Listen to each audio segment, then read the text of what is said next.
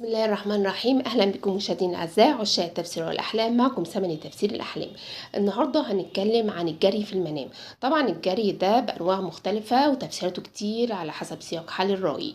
هتكلم في المجمل العموم بالنسبه للبنت العزباء او المتزوجه او الارمله. بالنسبه للجري ممكن تكوني بتجري من غير ما يكون حد بيطاردك، ممكن تكون بتجري وراك حيوانات، او ممكن يكون كلب، ممكن يكون اطفال بيجروا وراكوا. كل ده هنعرفه ان شاء الله في سياق الحلقة، وبإذن الله هنعرف مع بعض ونفك الشفرات، وكل رؤية على حسب سياق الرأي وحل الرأي. أي حد عنده رؤية ومحتار في تفسيرها يكتبها لي أسفل الكومنت وإن شاء الله هنفسرها له. لو المنام ده تفسيره بالنسبة للرجل والمرأة بيبقى تفسيره واحد. لو انت حلمت او انت حلمتي انك انت بتجري من غير خوف وبتجري في طريق، ده معناه سعيك ونشاطك، بيدل على حصولك على هدفك، تحقيق أمنية، بتجري بصعوبات بس هتوصل للهدف اللي انت عاوزه، بيبقى كده المنام جايلك بشارة. طيب لو انت او انتي حلمتي انك انت بتجري وبتهربي من حد، الحد ده معروف ولا مجهول؟ بتفرق في تفسير. لو الحد ده مجهول وتكرر معاكي او تكرر معاك المنام، بتبقى الرؤية انذار، وانك انت محتاجة انك انت تتابعي رقية. مهمة جدا جدا تتابعي رقية، ده لو اتكرر معاك.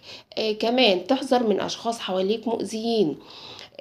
طب الاشخاص ده لو معروفة، الجري على حسب انواعه بيكون ممكن يكون فيه ضغط نفسي، ممكن يكون في قرارات مأجلها وعامله لك ضغط نفسي، ممكن تكون في شخص فعلا انت بتهرب منه عشان ما تواجهوش.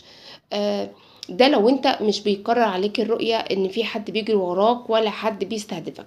لكن لو شفتها مرة واحدة بتدل على ان شخص ممكن انت خايف تواجهه، عندك حاجات كتير او عايز تقولها له، خايف تواجهه وبتهرب من مواجهته.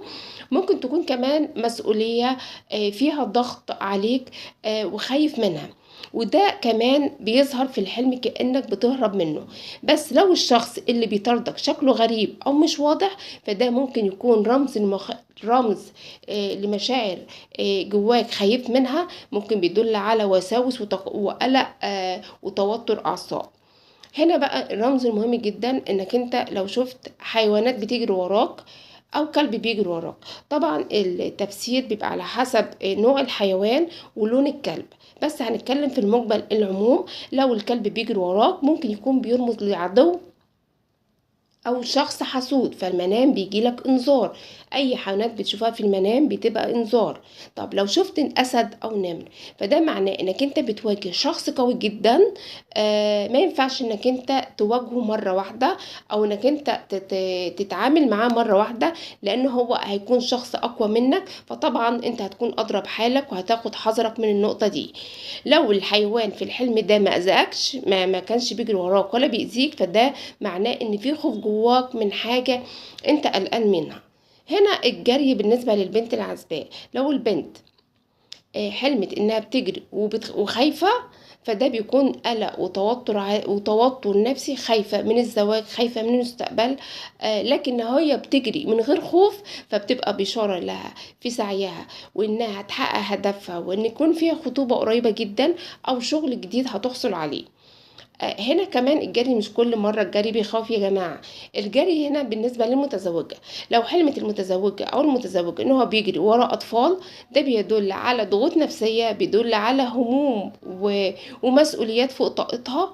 أما لو كانت بتهرب من شخص معين، فده معناه إن فيه مشكلة في حياتها ومحتاجة إنها تحلها بعقل، تحلها بمواجهة. لازم تواجه الشخص ده أو تواجه المشكلة اللي هي بتتهرب منها.